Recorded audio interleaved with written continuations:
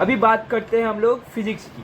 50 questions physics के जो मतलब अगर आप आपका फिजिक्स अच्छा है तो ये आपको रैंक बहुत ऊंचा लेके जाएंगे। बच्चे एप्टीट्यूड तक अच्छा प्रिपेयर कर रहे हैं, सब लोग एप्टीट्यूड अच्छा प्रिपेयर करते हैं, लेकिन जिन लोग का जो रैंक बढ़ता है वो बढ़ता है अपना फिजिक्स से, मैथ से, केमिस्ट्री से, उन लोग का रैंक हायर जाता है। जितना आपका बेस अच्छा होगा उतना ही आपका रैंक हाई जाएगा। फिजिक्स का जो सिलेबस है वो है, एक तो देखो यूनिट्स एंड डायमेंशन में डायमेंशंस निकालने को पूछते हैं वो लोग। यूनिट्स पूछते हैं, कोई भी उसके कॉन्सेप्ट्स के यूनिट्स पूछते हैं, डायमेंशन पूछते हैं। तो इसका तो एक ही तरीका होता था ना, वो MLT करके कुछ हम करते थे, उसका अरेंजमेंट्स करते थे और हम निकाल लेते थे। फिर motion in a straight line के जो बेसिक टर्म्स और फॉर्मूलेस है वो तो आप रट लो। जो 3 इक्वेशंस होते हैं ना वो तो रटो। जो 3 इक्वेशन ऑफ मोशन होते हैं वो v = u + at, s = ut + ½ at² और v² = u² और v² u² + 2s, वो वाले जो इक्वेशंस होते हैं वो याद कर लो। और जो प्रोजेक्टाइल के इक्वेशंस होते हैं, जैसे कि मेरे को याद है वो रेंज के क्वेश्चंस होते हैं, रेंज के और टाइम ऑफ फ्लाइट के, फिर रेंज के लिए हॉरिजॉन्टल के लिए कितना थीटा लगाना पड़ेगा, ये सब नोट्स मेरे पास पड़े हुए हैं।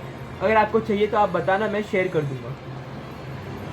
फिर सर्कुलर मोशन और फ्रिक्शन। मैकेनिक्स के बहुत कम क्वेश्चन आते हैं फिजिक्स के पार्ट में, क्योंकि मैकेनिक्स के क्वेश्चन इजीली सॉल्व नहीं होते, उसमें बहुत दिमाग लगाना है तो बहुत टाइम वेस्ट होता है। तो IMCT उसको प्रीफर नहीं करता क्योंकि टाइम लिमिट कंस्ट्रेंट है। फिर वर्क पावर एनर्जी का जो नॉर्मल कंजर्वेशन होते हैं, कंजर्वेशन वाला देख लो, बस इतना कुछ है नहीं, बेसिक देखो।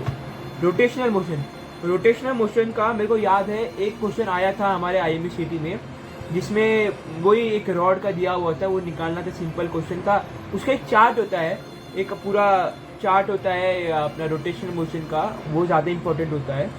तो वो अगर आपके पास है तो अच्छा है, नहीं है तो आप मेरे को बताना, मैं फॉरवर्ड कर दूंगा। ग्रेविटेशन एक सुपर इंपॉर्टेंट चैप्टर है। ये ग्रेविटेशन आपकी 2 जगह हेल्प करेगा। ग्रेविटेशन आपको हेल्प करेगा इसमें, क्या बोलते हैं, स्पॉन्सरशिप के इंटरव्यू क्रैक करने में ग्रेविटेशन बहुत हेल्प करेगा, कि हाइट पे क्या, इक्वेटर्स पे क्या, जी कहाँ, वो सब आपको हेल्प करेगा उधर। केपलर्स लॉ ऑफ ग्रेविटेशन का याद है मेरे को, केपलर्स लॉ भी पूछा था इंटरव्यू के क्वेश्चंस में, जो कि मैं उस पर वीडियो बनाने वाला हूँ, क्या पूछा था मेरे को पूरा वीडियो बनाऊंगा। इसके ग्रेविटेशन के 2 क्वेश्चन आए थे हमारे IMCT में, 2 क्वेश्चन आए थे। अब बात करते हैं fluid mechanics, one of the most important chapters in merchant navy. Fluid mechanics, इसके जो फॉर्मूलाज हैं वो तो सुपर इंपॉर्टेंट है, और जो सरफेस टेंशन वाला जो है इक्वेशन होता है 6 पाई ईटा RV वाला, वो भी पूछते हैं वो लोग।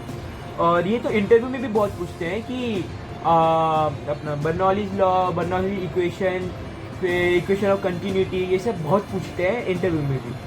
और इलास्टिसिटी की बात करते हैं। इलास्टिसिटी में एक क्वेश्चन मेरे को याद है, मेरे को IMCT में आया था कि what is the dimension of bulk modulus. Dimension of bulk modulus निकालने का डायरेक्ट क्वेश्चन आया था, जो कि मेरे को याद था, तो मैंने डायरेक्ट करके वो टाइम सेव हुआ। ऐसे क्वेश्चन आपको डायरेक्ट क्वेश्चन मिलेंगे IMCT में।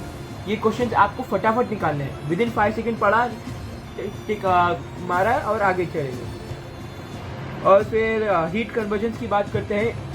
हीट कन्वर्जेंस में जो पूछते हैं वो लोग मेनली थर्मोडायनामिक्स की लॉ, फिर कार्नट इंजन पे क्वेश्चन आते हैं, साउंड डॉपलर इफेक्ट पे आते हैं।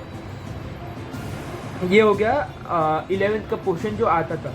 अभी बात करते हैं 12th के पोर्शन की। 12th का पोर्शन जो इलेक्ट्रोस्टैटिक्स है, उससे बहुत सारे क्वेश्चन पूछते हैं वो लोग। इलेक्ट्रोस्टैटिक्स एंड कैपेसिटर से अराउंड 4 क्वेश्चन मेरे को IMCT में आए थे। 4 क्वेश्चन तो मिनिमम तो आएंगे ही आएंगे इलेक्ट्रोस्टैट से। और फिर इलेक्ट्रोस्टैट में मेनली क्या है, आप ना जो इलेक्ट्रिक फील्ड के जो फॉर्मूलाज है वो याद कर लो अच्छे से, और गॉस लॉ पढ़ लो। गॉस लॉ निकालने का क्वेश्चन तो आएगा, एक गॉस लॉ का क्वेश्चन तो 102% आएगा।